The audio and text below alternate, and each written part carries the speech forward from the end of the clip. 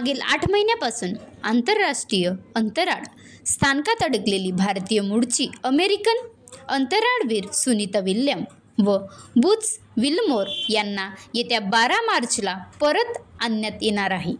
त्यांना परत आणण्याकरिता नासा व एलॉन मस्क यांच्या स्पेस एक्स कंपनीच्या ड्रॅगन कॅप्सूलने अंतराळवीर Anne McClain, Nicole Ayers, Takuya Onishi व रोज कॉस्मॉस हे अंतराळ स्थानकात जाणार आहेत।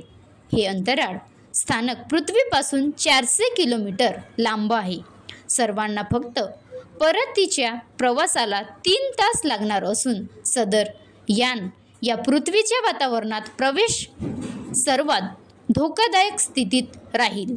अंतराळवीर सुनीता विल्यम व बुच विल्मोर यांच्यासाठी त्यांच्या चाहत्यांनी आतापासूनच प्रार्थना सुरू केली असून दोघेही अंतराळवीर पृथ्वीवर नक्कीच सुखरूप परत येतील असा विश्वास अमेरिकन अंतराळ संस्था नासासह सर्वांनी व्यक्त केला आहे।